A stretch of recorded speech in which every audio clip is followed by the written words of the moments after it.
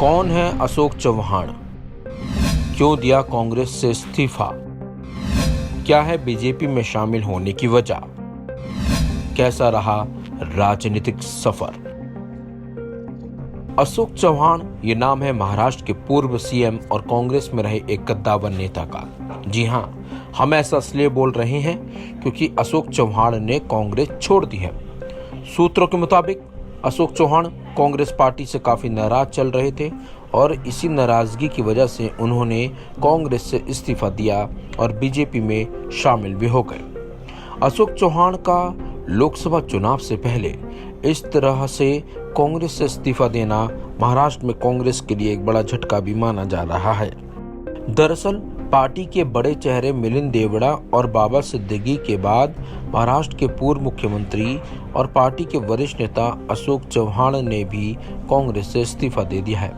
चलिए अब आपको अशोक चव्हाण का वो बयान सुनाते हैं जो उन्होंने इस्तीफा देने के बाद दिया और बीजेपी ज्वाइन करने के बाद।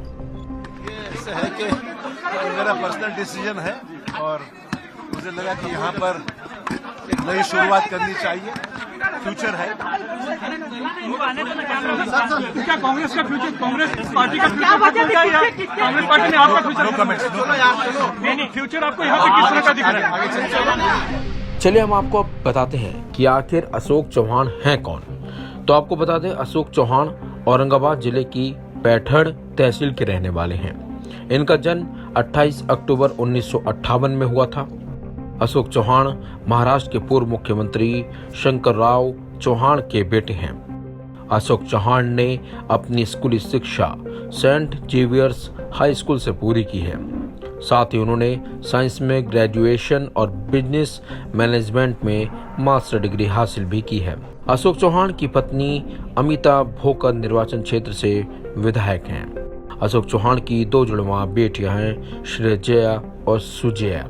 अशोक चव्हाण को राजनीतिक विरासत उनके पिता शंकरराव चव्हाण से मिली थी। चव्हाण ने 1986 में कांग्रेस पार्टी की कमान इकाई के महासचिव नियुक्त होने के बाद अपनी राजनीतिक शुरुआत की थी। अशोक चव्हाण ने 1987 में नांदेड़ लोकसभा क्षेत्र से टिकट लड़ा और सांसद बने। अशोक चव्हाण ने 1992 में महाराष्ट्र विधानमंडल में अपनी शुरुआत की थी। अशोक चव्हाण 1992 में एमएलसी चुने गए और महाराष्ट्र विधानसभा परिषद में पहुंचे। 2003 में अशोक चव्हाण को परिवहन, बंदरगाह, सांस्कृतिक मामले और प्रोटोकॉल मंत्री नियुक्त किया गया था। अशोक चव्हाण 8 दिसंबर 2008 से 9 नवंबर 2010 तक महाराष्ट्र राज्य के मुख्यमंत्री भी रह चुके हैं। हालांकि आदर्श हाउसिंग घोटाले में उनका नाम आने के बाद 2010 में उन्हें इस्तीफा देने के लिए मजबूर होना पड़ा था। लेकिन आपको बता दें, जिस तरह से अशोक चव्हाण ने लोकसभा चुनाव से पहले कांग्रेस को झटका दिया है, इसका असर महाराष्ट्र में कहीं न कहीं देखने को जरूर मिलेगा। फिलहाल इस खबर में बस इतना ही। अपडेट्स के लिए बने रहिए वन इंडिया हिंदी के साथ।